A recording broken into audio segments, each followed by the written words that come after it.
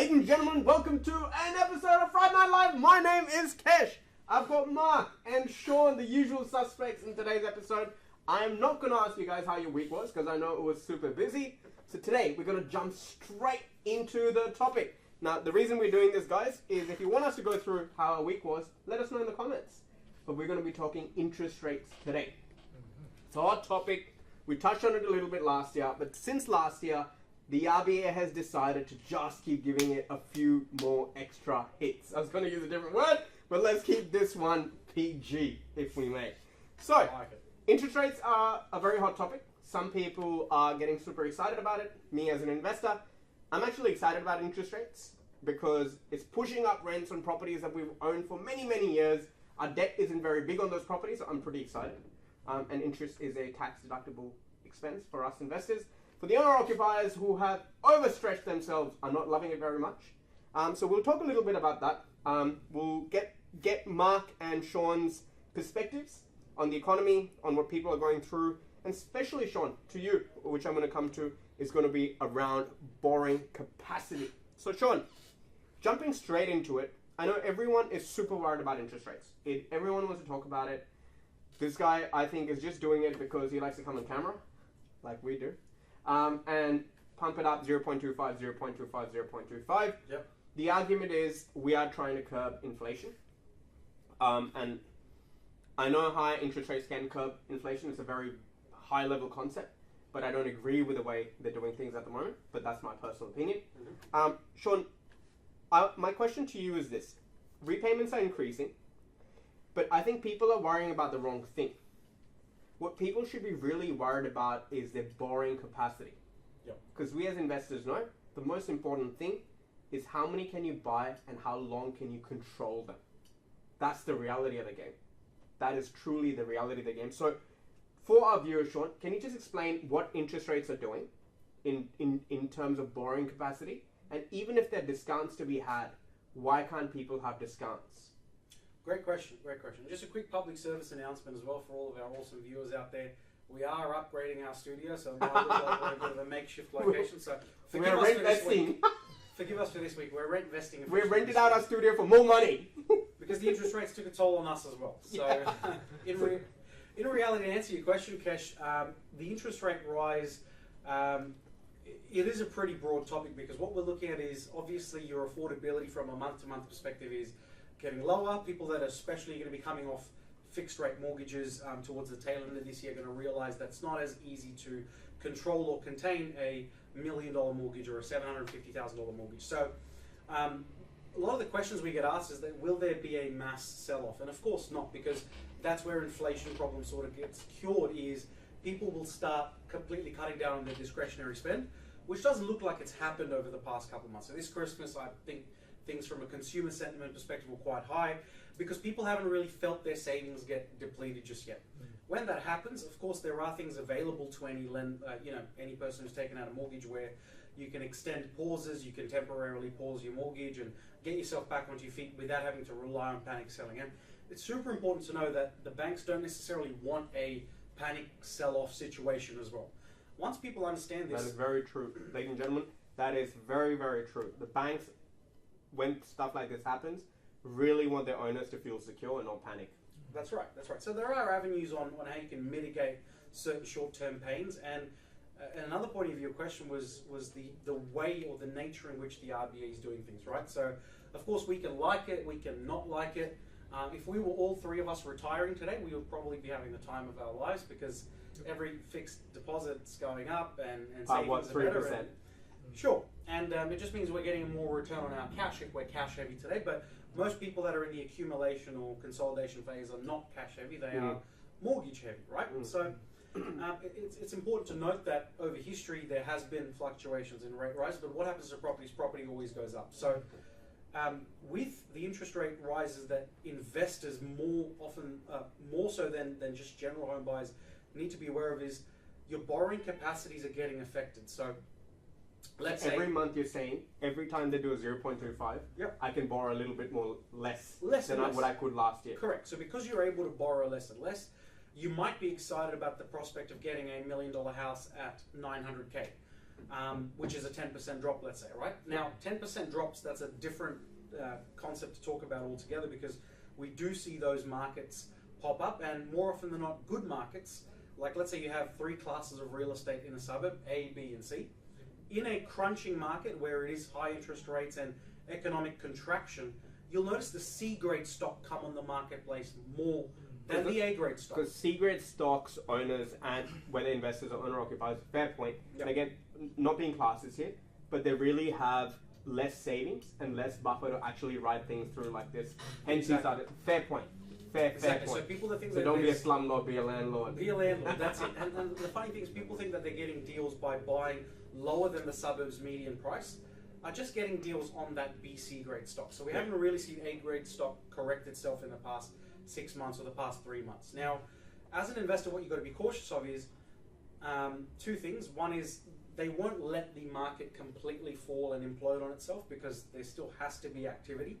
So from a scare tactic perspective, they might increase it to curb inflation short term, and then there might be a little bit of a contraction in the rate rises so that we re-stimulate a little bit of growth again. So it has happened before in terms of their habits of how they rise rates. So one thing I want to encourage everyone to do is either pick something where you can do a delayed settlement, pick up something in advance where you don't have to settle on it right now, if obviously it's within your current borrowing capacity, because don't be surprised that when the rates get officially announced that they're on hold, that there's going to be a new surge of buying activity that you have to compete against. To be honest, I think that'll happen sooner rather than later, and I have fair reason for it. I believe anything in this world, doesn't matter which country, what city, is everything, business, people, properties, are based on policy.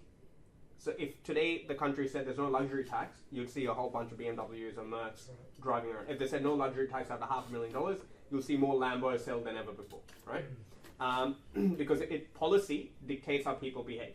So what you're saying is very true, and the evidence for that is already coming in, because as interest rates are going up, when COVID happened, so I'm just going to correlate this, Builders Boost came out, first home buyers came out. Correct. Now interest rates are going up, co-deposits are coming in, so where the government is saying, we will go to bed with you, literally, in this property. Well, right? they're already in our bed every day. They are. They're in your wallet, taking away 37% off, or maybe 47% depending on your earnings.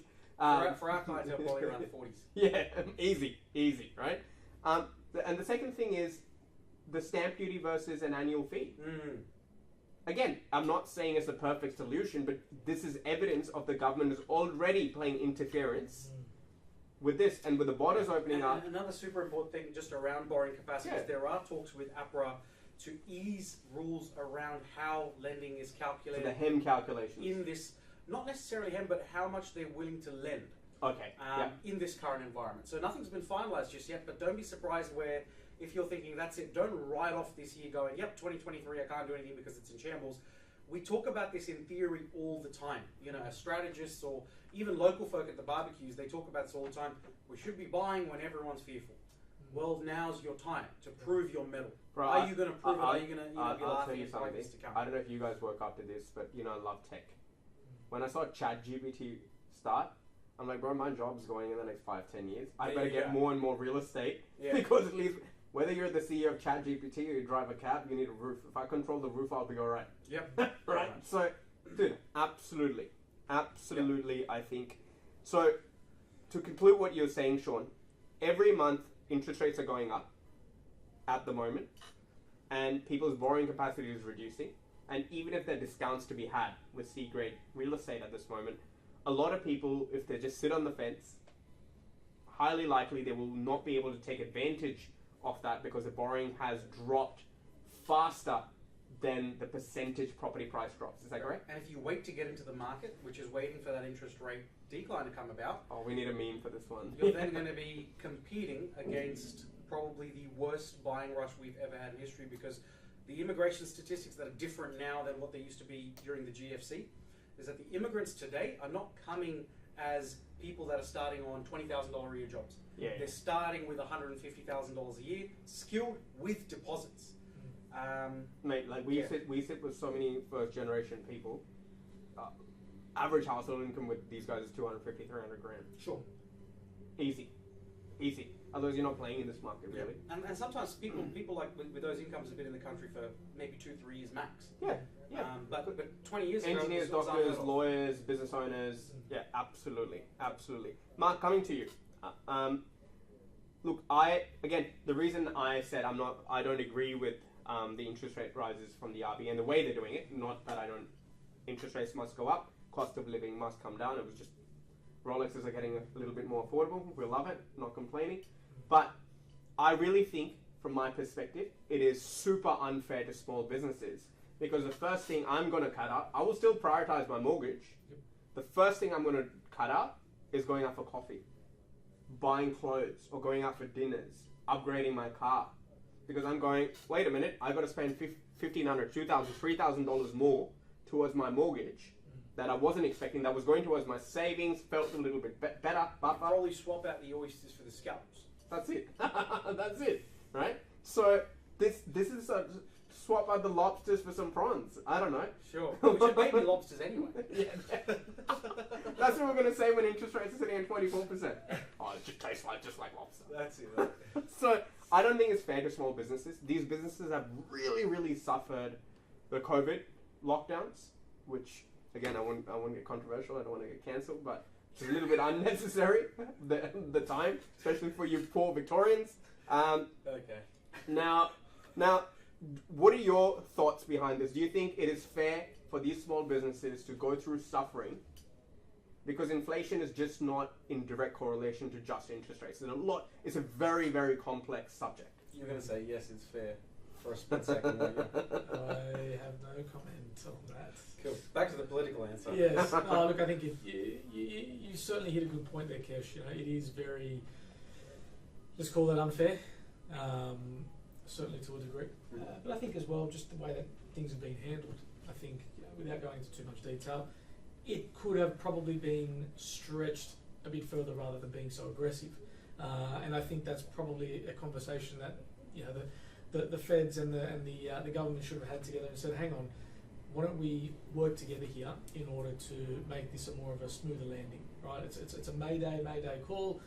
Let's not go nosedive. Let's plane into it, all right? And do you feel somewhere deep down that because what I feel the outrage is more so happening now on is the fact that was our local community misled that we were told nothing would happen until 2024, hence our buying behaviour was different in that loose, lackluster attitude, do you reckon? No, absolutely right, yeah, spot on. I mean, let's call it false advertising, right?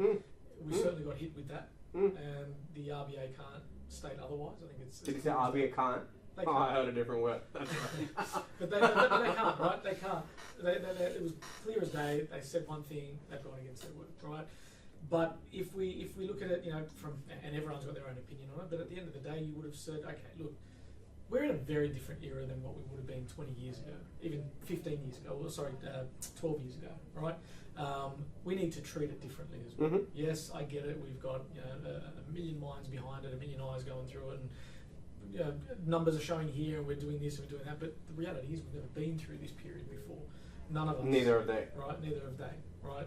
With a global pandemic that we went through. So I think there's so many.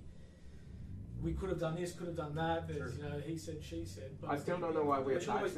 We should be living like Saudi. We got so many resources. I don't even know why locals got to work. Like I said, we should realise that. Okay, yes, there needed to be some heat to be turned up in the kitchen, right? Yeah. We can't sit on those low interest rates forever. That was. I completely agree with that. All would say 100%. 100%. From day one that we've made them. 100%. One thing that will affect, I think, the stigma around property for a while to come is during 2019, 20 and 2021 was some of the biggest rushes of first home buyers we've seen due to that boost. And if this is the first time those guys have been exposed to mortgages with those rates, their whole journey is like lopsided. So people that have already if they're millennial and above, they'll be alright. Yes. Gen Z and others. Welcome to the real world. The way I see things is, depending on how you look at it, left wing, right wing. Let's just pretend we're right in the middle right now. If the government give me a second. If the government was in some form of position, in some form of position, right, they would have probably said, listen, you know what, let's curb a bit of growth here. Yeah. Let's not stop people from making equity gains and taking advantage of the system if they can, if they're in a position to do so. But let's be a little bit more fair here to say, okay, while we've got a certain amount of growth, we can see the wage growth. You tell me one thing: if there's a housing issue and there's so much land in this country, why do they not release land? Yep. Why do they not allow people to subdivide? Yep. They will make you cry for a pergola. Or they'll take you 2 years to do it. Yeah, 2 years to do it. And then yesterday, some crazy thing, they're putting a $10 billion fund that they're going to invest, wait for the returns to come, and then start building affordable. Bro, this is like some weird Mickey Mouse Disneyland. But I have a really good thing for everyone to think about. Okay, I'll go back to this every time there's a big depression-style crisis coming in. If you listening to this right now have been working for 5 years, 10 years, 25 years, or whatever, regardless of what crisis we're facing now, regardless of what increased costs of living are coming our way, if you would have saved 5% of every dollar you made from the first ever paycheck you drew till your last paycheck that you got last week, you would be able to buffer and weather every single storm that's coming your way in the next 2 or 3 years. Question is, how many people have done it? How many people have kept those principles where we learn it from day one? Save 10% of what you make. Don't worry about 10%. Save 5% of what you make. If you were to save 5% of every dollar you earn, I urge you now to go home, look at all your tax returns for the last 10 years, and calculate 5% of everything, and then add that to your buffer today. You'll actually be able to weather your mortgage crisis that you're supposedly going to face. There's no, to be honest, depending, again, this is very subjective, depending on what your stage, where you've bought. A lot of suburbs, at least I can speak for Sydney today, is if you can't afford your house, you can actually rent it out, and you'll be okay. It'll suck, you'll have to go and rent a 1-bedroom apartment somewhere to get a $400 a week repayment. But if you're in an expensive property, you can literally rent it out, because those rents, like we were talking about, I can't remember if it was Oran Park or Gregory or something. Bro, rents went up from $550, $580 COVID times to like $750, $800. But God forbid we're going to have 2 kids living in the same bedroom. God forbid we're going to have 5 people in a 2-bedroom house. Dude, you got to. Haven't we all been through that? Yeah, 100%, 100%. No, you guys make really, really fair points. Just to add to that, you know that 2024, the RBA thing, he said we will not change interest rates. Again, I know people are like, we felt like we were lied to. And again, this is not popular opinion. Today I'm really asking for it. Let's get a little I'm like, no, what would you have done otherwise? Correct. Like, in 2024, if you'd have done the same thing, people would have just said the same thing, saying, oh, interest rates are going up. Yeah, exactly. All they would have done different was they would have picked up a couple more Louis V bags. Oh, yeah, 100%. They would have kept having oysters. Yes. And abalone toast. We'd be kicking the can down the hill consistently, right?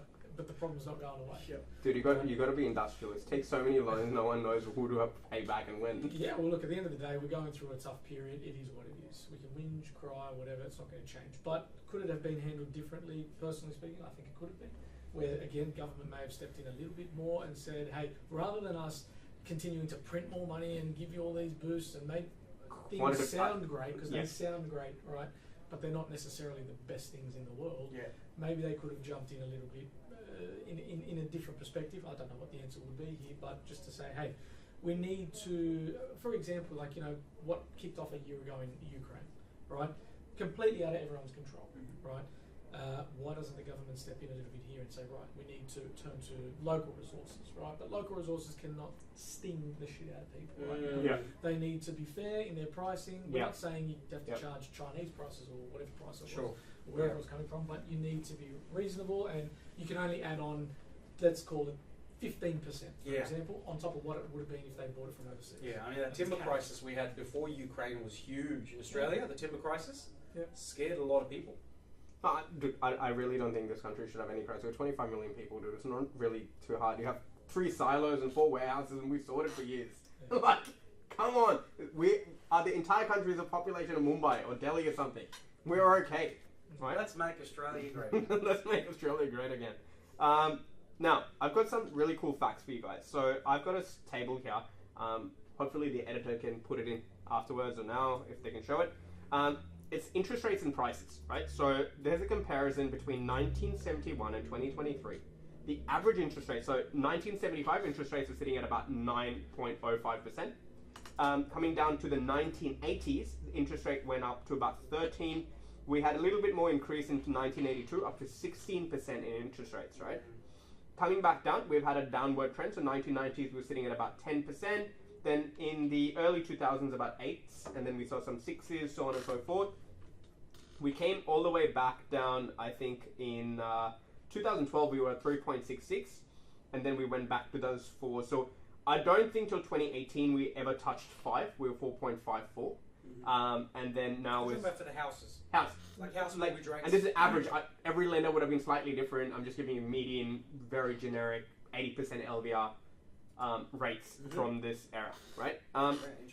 But if interest rates, and my argument has always been, right, if interest rates are the only factor that dictate the value of houses, then if we are today sitting at 5.34%, which is the same or very similar interest rate we were sitting at 2003, one property price has gone back to 2003 prices. That's correct. Very, very interesting. If that is the only thing that dictates the value of real estate, then technically, if the interest rates match, the value should match. Because people go, oh, last time this happened, then this happened, right? And I've got a really cool slide next to it. And if the editor can have it up afterwards. So this is a property in Castle Hill. For those of you who are not familiar with Castle Hill, is in the northwest corridor of Sydney, about 35 kilometers away. 35? Sure? Yeah, 35 kilometers away. No, I was thinking about the distance. 35, 36 kilometers away. And this property, I literally screenshot from domain.com. Recently sold on the 30th of January 2023 for 2.32 million, right? Originally was purchased in so for as far as I could find, originally was purchased in 2002, which is 21 years ago. Yeah. Well, 20, we've just started this year. For $290,000. What? So I'll give you the history here. So Was that just the land? 2002, 290K. Just the land? Could have been. Let's add another, say maybe Yeah. 300, 500 grand. No, that would have been too. Yeah, 300. Let's say. Let's just say $300,000 2002, 2014 1.39 million, Yeah, it would have been. 2017 1.62 million, and now 2023 2.32 million. Okay.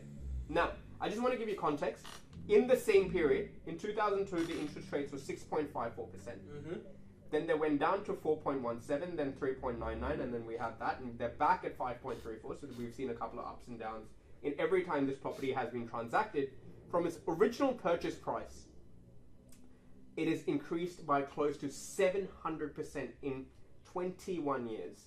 For the owner, now I'm assuming this was an owner-occupier. If it was an investor, the numbers would be even higher, because then you have to calculate the rental income, the tax deductions. And over time, especially if you're the investor from day one, Correct. your rents today would have definitely depleted your whole mortgage by now. So now imagine if I bought this property in 2002, and my debt on that was 180,000 right now, I'm getting 1150 per week rent. Even if the interest rate's 11%, who cares? Correct. Literally, who cares? And you know what the best part is? The government has enjoyed stamp duty on every one of those resales. Oh, that's why they love it. That's why they want it to be more and more expensive. They get a higher ticket on the same item, Crazy. right? Now get this. I calculated. This person, if they wouldn't have transacted, they would have just done nothing. Bought the property for $290,000 or $300,000, let's call it. Done nothing. Just sat on it for 21 years. Nothing. Not gone to work. Not have to do nothing. They could have let the property go to right? This person has earned $96,666 tax-free. Equity is tax-free. You don't pay any tax. Especially if you live there, it's principal place residence, it's completely tax-free even on the Year cash. on year. This person, if you were earning $60,000 or $50,000 or $30,000, whatever the incomes were, right? And along the way, every year, your house that is just sitting there has earned you $96,666 year on year. And dude, this is, Castle Hill now is affluent. The time I'm talking was very, very middle class suburb, working class suburb. The Castle Hill people know now is a very different Castle Hill to what it used to be. Sure. Right? So when you think about interest rates and prices, real estate is the only thing that people don't understand. Every time you see an inflation number, real estate prices go up. The second point I've got, and we'll wrap it up on this, was insurance, right? So I was thinking the other day, so if someone bought this property in 2002 for 300 grand, and let's say the building's value was 100 grand at the time, right? And they didn't do anything, and the house caught fire in 2023, would the insurance only pay them out 100 grand? wouldn't the replacement value of a double-story house, the Yeah. insurable value, If you did the right thing by upgrading if you had your normal insurances, insurance, home insurance, if it got destroyed today in 2023, but the original property construction cost was 100 grand, would the insurance only pay them 100 grand? of course not.